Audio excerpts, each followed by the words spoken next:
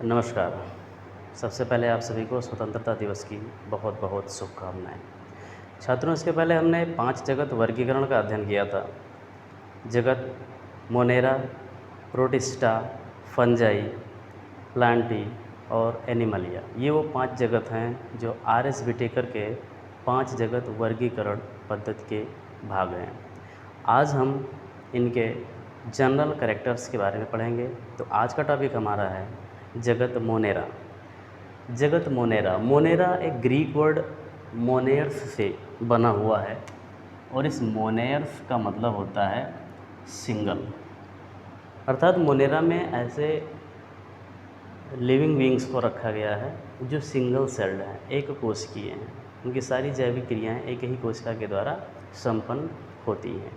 तो इनके हम जनरल कैरेक्टर्स पॉइंट वाइज पढ़ेंगे कि आसानी से हमारे समझ में भी आ जाए और याद भी हो जाए। तो सबसे पहला इनका जो कैरेक्टर है, हम देखेंगे कि इनका वास स्थान क्या है, यानी ये पाए कहाँ पर जाते हैं।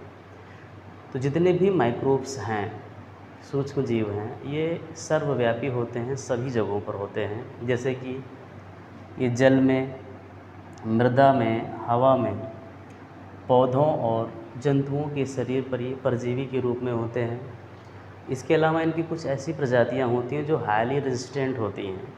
ये एसिडिक मीडियम में भी रह सकते हैं, हाई टेम्परेचर में भी ये जीवित रह सकते हैं।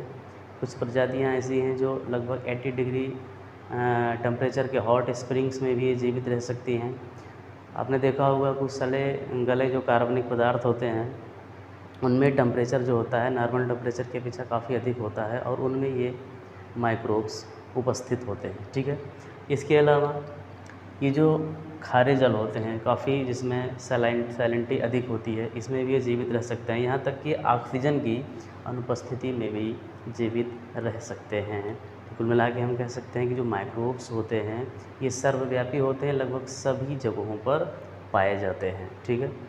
इनका दूसरा जो कैरेक्टर है, ये देखेंगे शारीरिक संगठन। इनका बॉडी ऑर्गेनाइजेशन कैसा है। तो जितने भी माइक्रोब्स हैं जो किंगडम मोनेरा के अंतर्गत आते हैं, इनकी बॉडी एक कोशिकीय होती है। पहले बताया गया कि मोनेर्स मतलब होता है एक कोशिकीय, सिंगल। और जो इनकी कोशिका होती है वो प्रोकैरियोटिक टाइप की होती है। कोशिकाएं दो प्रकार की होती हैं, प्रोकैरियोटिक और यूकैरियोटिक। तो मोनेरा के जो मेंबर्स हैं, इनकी कोशिका इनकी कोशिका जो होती है वो प्रोकैरियोटिक टाइप्स की होती है। ठीक है। जनरली अगर हमें कोशिका को देखें तो कोशिका में 3 चीज़ें होती हैं, जैसा कि यहाँ लिखा गया है। सेल वॉल, ये इनकी सेल वॉल है। सेल वॉल के बीच में एक केंद्रक होता है और इस केंद्रक के चारों तरफ जो लिक्विड होता है, तरल होता है, उसको कहते हैं साइटोप्लाज्म, कोशिका द्रव्य। ठीक है। अब ये जो मोनेरा के मेंबर्स हैं, इन मेंबर्स में कोशिका भित्ति जो होती है वो प्रेजेंट होती है, मतलब कोशिका भित्ति पाई जाती है। और ये कोशिका भित्ति म्यूकोपेप्टाइड की बनी होती है। कोशिका भित्ति पाई जाती है और म्यूकोपेप्टाइड की बनी होती है। इसका एक मेंबर है माइकोप्लाज्मा।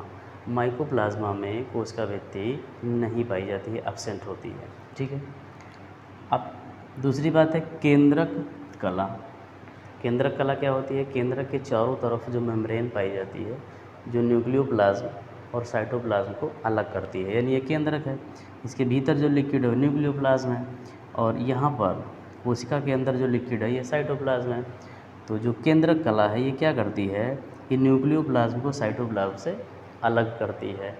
तो जो मोनेरा के मेंबर्स हैं, इनमें ये केंद्रक कला नहीं होती, मतलब केंद्रक कला अनुपस्थित होती है। तो इनकी अनुपस्थिति के कारण क्या होता है कि जो साइटोप्लाज्म है और न्यूक्लियोप्लाज्म ये एक दूसरे से मिले हुए होते हैं, यानी कि अब यहाँ पर केंद्रक नहीं है, क्योंकि केंद्रक में होता है न्यूक्लियर मटेरियल, डीएनए। तो डीएनए क्या होगा, अब डायरेक्टली साइटोप्लाज्म के कांटेक्ट में आ जाएगा। तो जहाँ पर डीएनए होगा वो रीजन काफ़ी क्या होगा, डेंस होगा। और इस रीजन को हम कहते हैं न्यूक्लियाइड। यानी जो मोनेरा के मेंबर्स हैं उनमें न्यूक्लियस ना होकर के न्यूक्लियाइड होता है। ठीक है। इसके अलावा साइटोप्लाज्म में सेल ऑर्गेनेल्स होते हैं, कोशिकांग होते हैं। लेकिन मोनेरा जगत के सदस्यों में कोई भी कोशिकांग नहीं होता है सिवाय राइबोसोम के। इनमें जो राइबोसोम होता है वो 70S प्रकार का होता है। इनमें जो राइबोसोम होता है वो 70S प्रकार का होता है। बाकी जितने भी यूकैरियोट्स हैं इनमें 80S टाइप का राइबोसोम होता है। तो अब हम ये देख रहे हैं कि इसमें केंद्र कला अनुपस्थित है और कोशिकांग अनुपस्थित हैं। तो आपको मालूम है कि ये कैरेक्टर किस प्रकार की कोशिका के हैं? प्रोकैरियोटिक कोशिका के हैं। प्रोकैरियोटिक कोशिका में nuclear membrane and cell organelles absent होते हैं। तो मोनेरा के जो मेंबर्स हैं इनका बॉडी ऑर्गेनाइजेशन कैसा है? Unicellular prokaryotes. ओके। तीसरा कैरेक्टर है पोषण, न्यूट्रिशन। इसमें न्यूट्रिशन किस टाइप का होता है? देखिए, जो मोनेरा के मेंबर्स हैं इनमें ये ऑटोट्रॉफिक भी होते हैं यानी स्वपोषी होते हैं, हेटेरोट्रॉफिक होते हैं, परपोषी होते हैं, सिम्बायोटिक एंड सैप्रोफिटिक, यानी हर प्रकार से इसमें न्यूट्रिशन होता है। ऑटोट्रॉफिक क्या होते हैं? ऐसे जीव जो अपना भोजन स्वयं बनाते हैं, किसी दूसरे पर डिपेंड नहीं करते हैं, उनको कहते हैं ऑटोट्रॉफिक। इसके कुछ मेंबर्स ऐसे हैं जो फोटोसिंथेसिस करते हैं। हाँ, फोटोसिंथेसिस के लिए क्लोरोफिल चाहिए, पिगमेंट चाहिए। इसमें वास्तव में ट्रू क्लोरोफिल नहीं होता है, लेकिन उससे मिलता जुलता वर्णक होता है, जैसे बैक्टीरियो परप्यूरिन, क्लोरोबियम क्लोरोफिल, एंथोसाइनिन। ये जो वर्णक हैं इनकी उपस्थिति में ये फोटोसिंथेसिस करते हैं और अपना भोजन स्वयं बनाते हैं।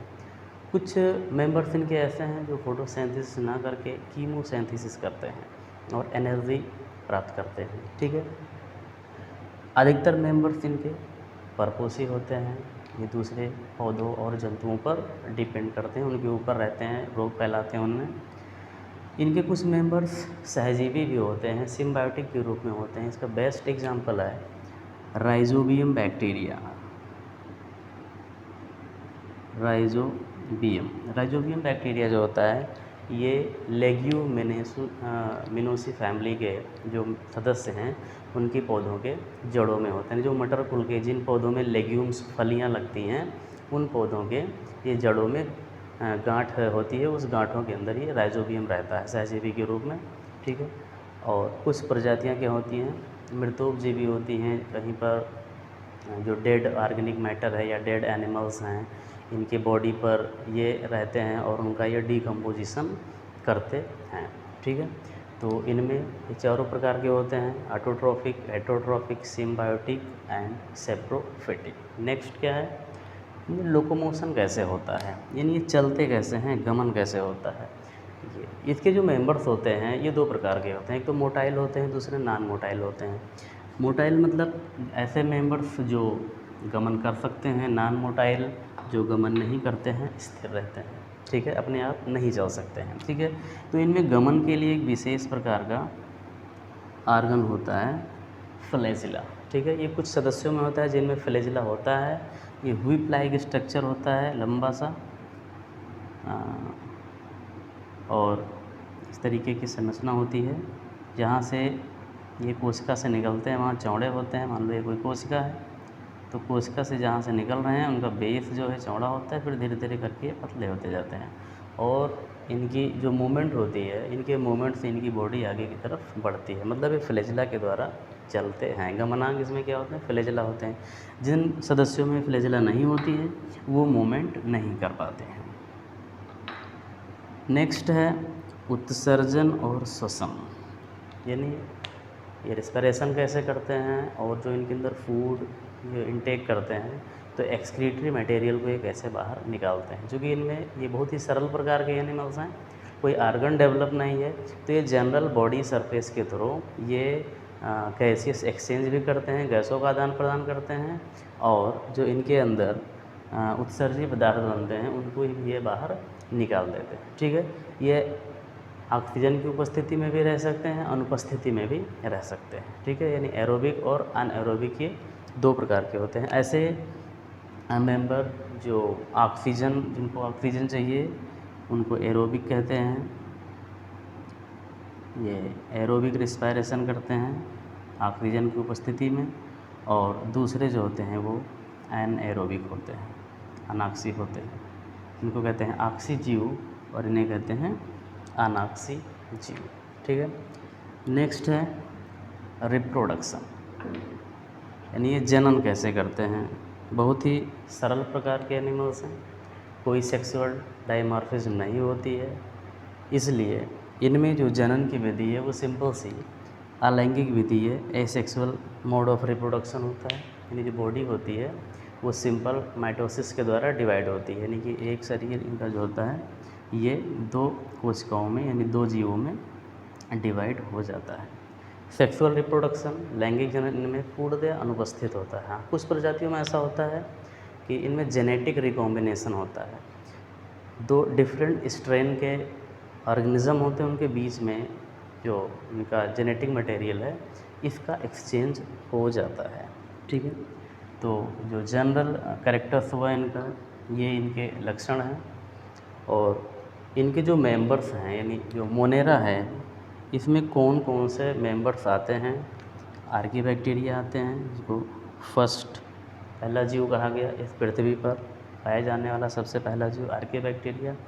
ये आर्कीबैक्टीरिया जो होते हैं हाईली रेजिस्टेंट होते हैं। इसी के मेंबर्स जो होते हैं ये एसिडिक मीडियम में हाई टेम्परेचर पे ऑक्सीजन की अनुपस्थिति में या हाई सैलाइन वाटर में ये रह सकते हैं। दूसरे इसमें बैक्टीरिया आते हैं, साइनोबैक्टीरिया होते हैं और माइकोप्लाज्मा होते हैं।